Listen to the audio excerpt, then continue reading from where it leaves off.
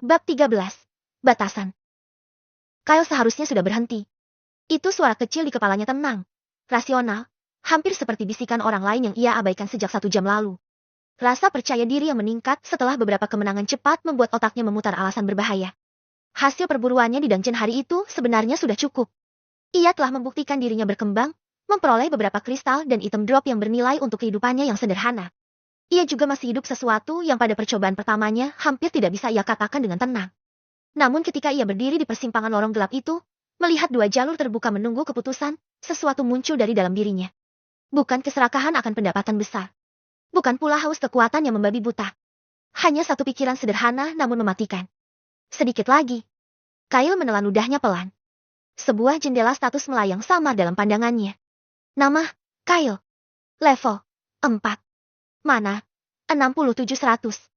Kondisi, lelah ringan, luka minor. Masih aman. Gumamnya. Mencoba meyakinkan dirinya sendiri. Ia membuat keputusan yang terlihat kecil. Tapi fatal. Dengan satu langkah itu, ia melangkah lebih dalam ke dungeon. Lorong yang ia masuki semakin sempit. Udara lebih lembab, lebih pekat. Bau busuk aneh mengambang seperti daging yang sudah lama dibiarkan membusuk bercampur dengan bau hangus api. Obor di dinding berkedip lemah seolah ketakutan pada sesuatu yang bersembunyi dalam kegelapan. Kyle memperlambat gerakannya. Wandering Eye menyala secara refleks, kini skill itu seperti perpanjangan indranya. Kepekaan itu menghadirkan tekanan samar di pelipisnya. Banyak monster di depan. Ia belum melihat mereka. Namun ia merasakan keberadaan mereka, seperti bayangan-bayangan yang menunggu untuk menerkam. Di tikungan lorong, suara cakaran kasar terdengar. Kyle merendahkan tubuh, bersandar pada dinding batu yang licin. Pedang diangkat. Napas ditahan. Satu serigala muncul terlebih dahulu. Lalu satu lagi. Disusul satu goblin yang muncul dengan geraman rendah. Kyle memicingkan mata. Campuran. Dungeon F rank jarang mengelompokkan monster berbeda kecuali area itu merupakan zona bahaya lebih tinggi. Ini bukan lagi bagian yang harus ia hadapi seorang diri pada level sekarang. Tapi ia tidak mundur. Serangan dimulai. Tidak seperti sebelumnya, pertarungan ini lebih kotor.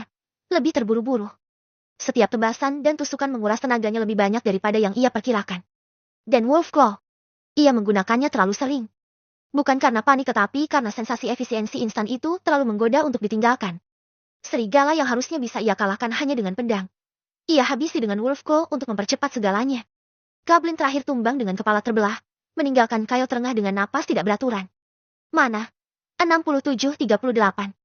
Tekanan di belakang matanya semakin kuat. Wandering Eye menuntut fokus atau malah memakan fokusnya setiap detik. Kyle menekan pelipisnya, mengatur napas. Seperempat lagi. Ia bergumam. Sekarang ia benar-benar harus berhenti. Namun di ujung lorong, ia melihat kilau samar seperti benda lu kecil, kantong kulit berisi kristal atau uang receh. Mungkin.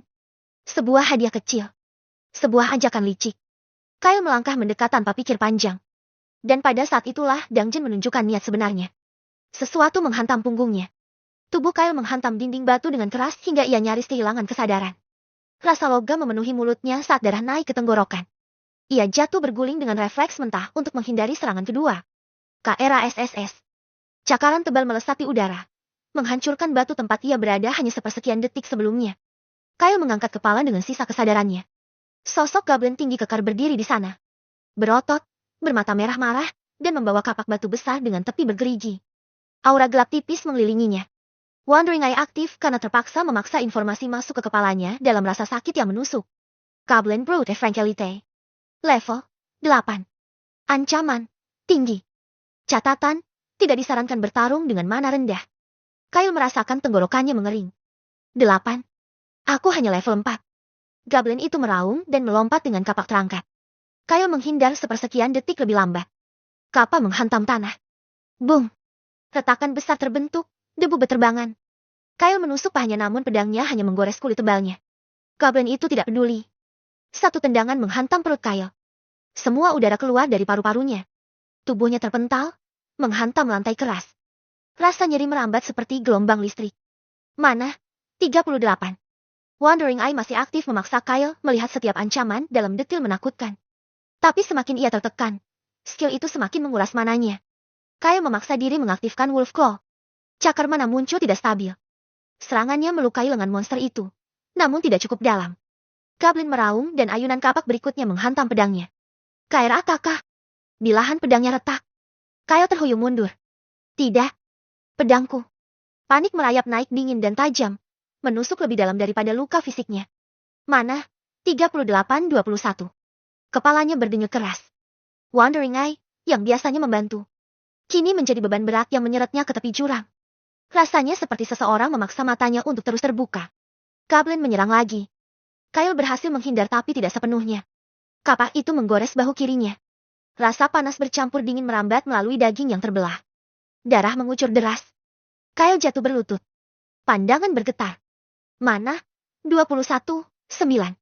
Ia tertawa kecil keputusasaan yang terguncang dalam suaranya.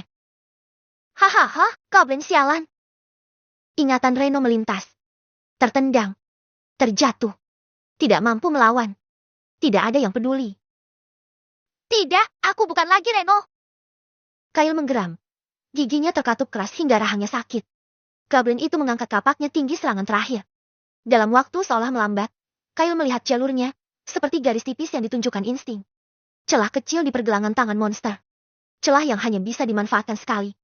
Kyle memusatkan sisa mananya. Wolfco Minimal Activation. Cakar tipis terbentuk di ujung jari.